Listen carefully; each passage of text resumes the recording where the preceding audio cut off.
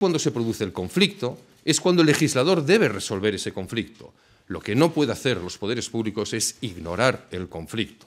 y decidir que unilateralmente, cuando entran en colisión dos bienes jurídicos protegidos, nos tenemos que olvidar de uno, ni en beneficio de uno ni en beneficio de otro. La existencia de una situación de grave peligro para la vida o la salud física o psíquica de la mujer embarazada, la presión insoportable que para la mujer puede acarrear la gestación, que sea consecuencia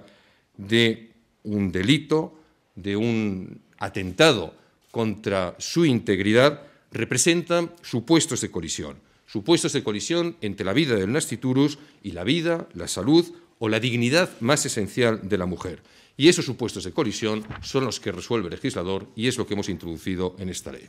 Por ello, y de forma sintética, insisto, la reforma que hoy presentamos establece estos dos supuestos para la despenalización del aborto. Primero, que éste sea necesario por existir grave peligro para la vida o salud física o psíquica de la mujer, o, segundo, que el embarazo sea consecuencia de un hecho constitutivo de un delito contra la libertad o contra la indignidad sexual de la mujer. Lo que no cabe dentro de este proyecto, porque sería radicalmente contrario a la doctrina, hasta en 3 sentencias de nuestro Tribunal Constitucional, es hacer depender el valor de la vida del nasciturus de la exclusiva voluntad de la mujer embarazada cuando no concurre un conflicto con ningún derecho, con ningún interés constitucional digno de protección. Y esa es la razón por la que en la nueva legislación el sistema de plazos que dejaba en capacidad de decisión única y exclusivamente de los titulares de los bienes que entraban en conflictos, sin necesidad de acreditar la existencia de ese mismo conflicto, no se introduce en el nuevo texto. La novedad, como les decía, más importante es la consideración de que la mujer siempre es víctima de una situación grave, dramática, y que los poderes públicos, que identifican a la propia sociedad en un Estado democrático, lo que no pueden hacer es aumentar el reproche, establecer punibilidad, establecer penas, que es lo que hacía la legislación anterior, tanto la de 2010 como del año 85, frente a la mujer. Por ello, en ningún supuesto la mujer será objeto de reproche penal. No habrá pena alguna, ni pena privativa de libertad, ni pena de multa, ni siquiera con carácter subsidiario, a diferencia, insisto, de lo que ocurre en la legislación actual. Creo que esta es una novedad muy relevante que me atrevo a calificarla de un auténtico avance histórico. La reforma mantiene los mismos requisitos generales que existen en la norma actual. El aborto debe ser realizado, en todo caso, por un médico o bajo su dirección,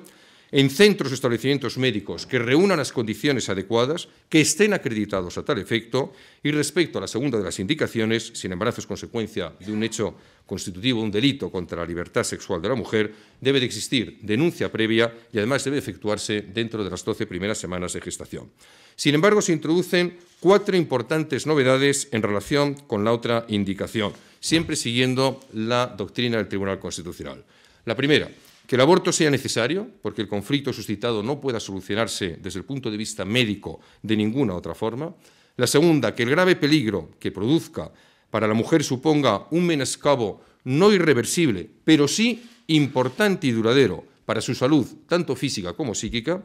La tercera, que se acredite dicho conflicto de forma suficiente y con las debidas garantías, con un informe motivado, emitido con anterioridad, por 2 médicos de la especialidad correspondiente a la patología que genera el grave peligro para la vida o la salud de la mujer, médicos, esto también es novedad, que habrán de ser distintos de aquel que practica o dirige el aborto y que no trabajen en el mismo centro donde el aborto, en su caso, se vaya a producir. Si existe peligro vital para la mujer en un caso de urgencia, lógicamente no será necesario este informe. Y esto es un supuesto importante. Si el peligro para la salud psíquica de la madre tuviese su origen en el hecho de que el embrión padezca una anomalía fetal incompatible con la vida, entonces lo que se precisa será el informe de un médico sobre la madre, es decir, sobre el riesgo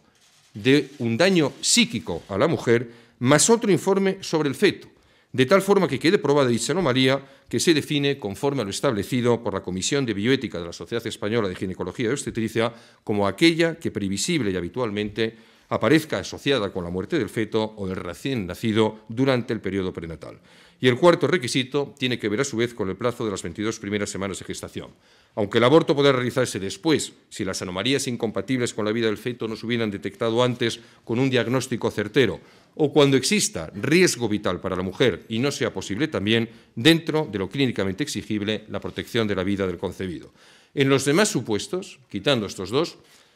pasado este límite, lo adecuado será la práctica de un parto inducido, puesto que la Organización Mundial de la Salud establece que a partir de ese momento la vida del concebido ya es susceptible de desarrollarse de forma independiente de la de la madre.